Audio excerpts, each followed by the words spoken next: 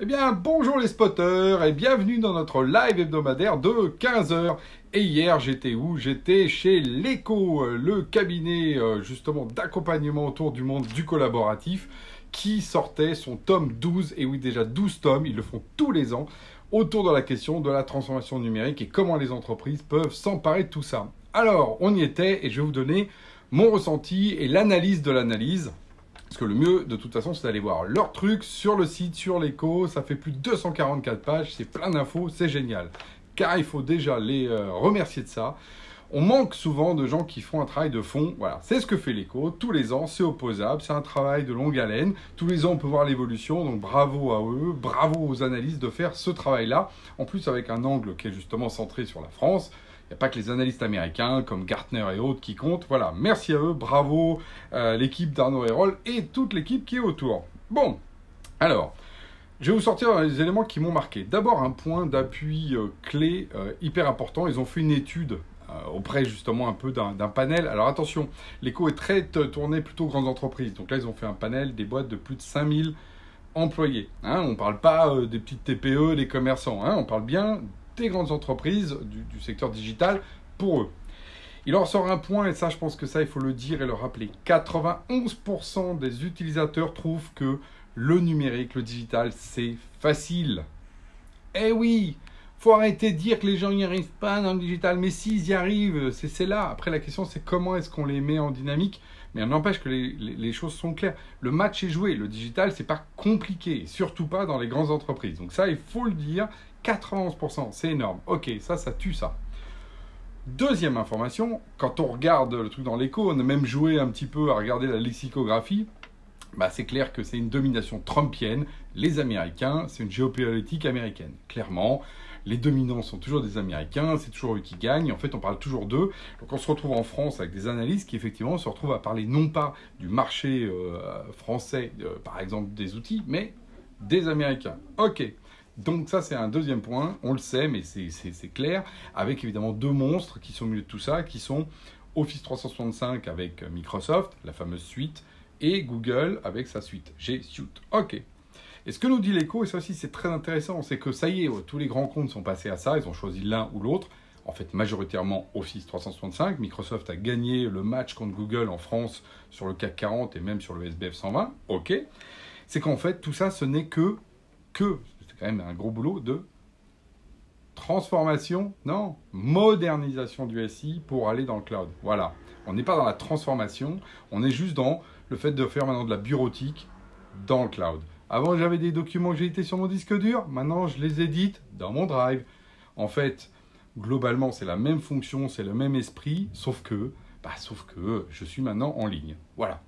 Là, c'est l'autre enseignement de l'écho. Donc oui, c'est toujours le même mess, le même bordel avec les mails. Oui, c'est toujours le même bordel avec les drives. On a reproduit dans le cloud le même problème qu'on avait sur les disques durs partagés. Ça n'a pas bougé parce que finalement, on n'a pas changé de façon de penser.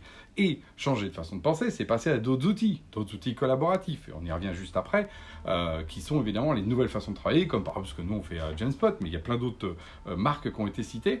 Et bien là, 5% seulement des gens utilisent ces outils-là. Et voilà, 91% trouvent que le digital c'est facile, 5% utilisent les nouveaux outils. Voilà, tout est raconté. En fait, on est dans un digital old school en réutilisant les bons vieux systèmes mail et drive. Voilà la réalité du marché aujourd'hui.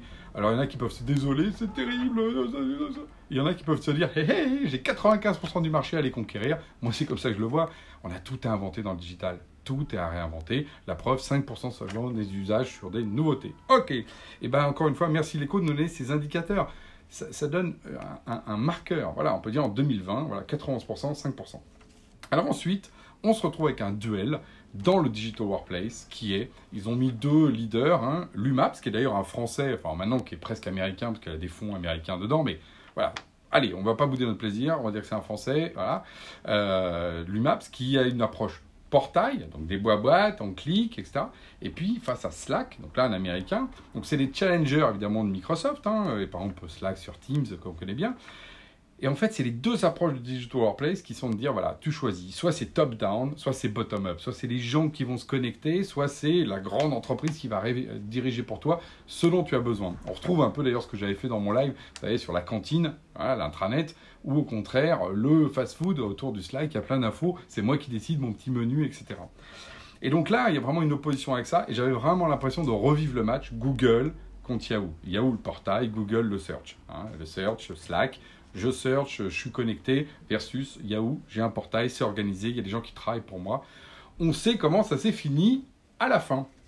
Et donc, à côté de ça, il y a plein d'autres boîtes qui sont considérées, et ça c'est l'autre point marquant, comme des alternatives. En gros, soit vous prenez Office 365, ça c'est fait. Bravo, voilà, ça c'est fait. Vous êtes dans le cloud en fait, c'est tout.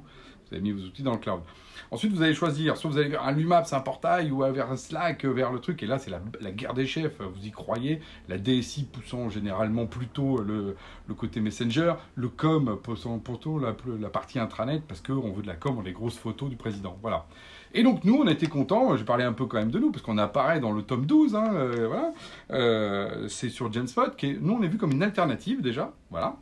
Donc, on se dirait qu'au-delà des choix qu'on vient de dire, on a une alternative possible, souveraine, avec évidemment le côté français, assumé, européen, sauvegarde des données, etc. Mais aussi différente, c'est ce que dit l'écho, on est différent. Ah bon? Oui, parce que nous, ce qu'on fait, c'est qu'on fait un peu la synthèse du modulaire.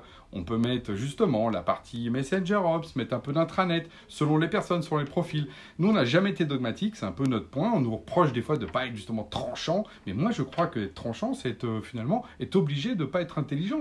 L'intelligence, c'est mixer justement des approches plutôt que d'être comme une espèce de logique un peu brutale, comme on peut voir d'ailleurs. Je parle d'approche trumpienne, on peut bien voir qu'il est brutal. Donc, est-ce qu'on est obligé d'être que Slack ou que Lumaps, que Portail ou que... bon. Donc, nous, on essaie de mixer tout ça. Et en plus, si je parlais de synthèse modulaire, pour ceux qui connaissent la musique, la synthèse modulaire, ça fait des synthés avec des sons magnifiques, des belles nappes et des beaux, voilà, des beaux fonds. Voilà. Donc, nous, on est dans cette logique-là, donc on est content d'apparaître dans le tome 12 de l'écho de manière plutôt à notre position, voilà, comme étant justement l'alternative française. Donc, tout ça pour dire, merci à l'écho de faire ce travail, c'est toujours utile. On est au tome 12, on attendra le tome 13 évidemment avec... impatience, comme toujours, il arrivera dans un an, et le tome 13 nous portera tous chance, parce qu'effectivement, dans le digital, il faut aussi de la chance et du plaisir, comme je le rappelle à chaque fois. Sur ce, à la semaine prochaine.